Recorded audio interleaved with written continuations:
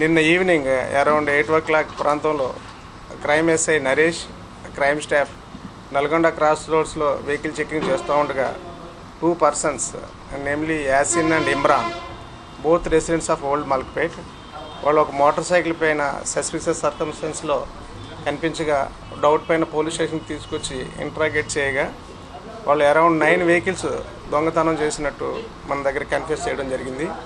వీటిలో 5 vehicles మన చాదరగట్లోనే దొంగతనం చేశారు. 4 vehicles మల్క్పేట్ పోలీస్ స్టేషన్లో దొంగతనం చేయడం జరిగింది. వాళ్ళ కన్ఫెషన్ ప్రకారం మన ఇన్స్పెక్టర్ జావేద్ గారి ఆధ్వర్యంలో టోటల్ 9 vehicles రికవరీ చేయడం జరిగింది. వాళ్ళని అరెస్ట్ చేసి ఈరోజు కోర్టులో ప్రొడ్యూస్ చేస్తున్నాం. దీంట్లో మంచి వర్క్ చేసిన మన ఎస్ఐ నరేష్ గారిని, జావేద్ గారికి రివార్డ్ రోల్ పంపిస్తున్నాం. Around 4.5 lakhs worth property recovery చేయడం జరిగింది. వీళ్ళు ఫస్ట్ టైం అఫెండర్స్, ఇంతకుముందైతే వేరే కేసెస్ లేవు. ఇద్దరు కూడా ప్రైవేట్ ఎంప్లాయీస్.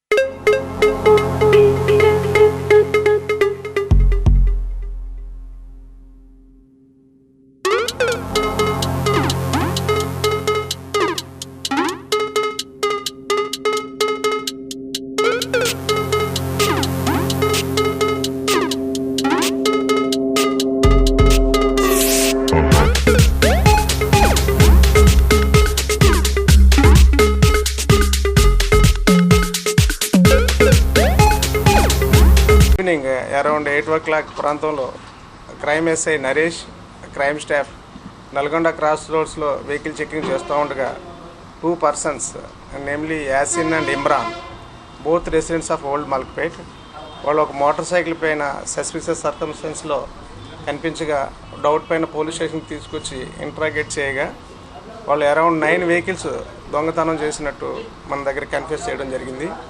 వీటిలో 5 vehicles మన చాదరగట్లోనే దొంగతనం చేశారు.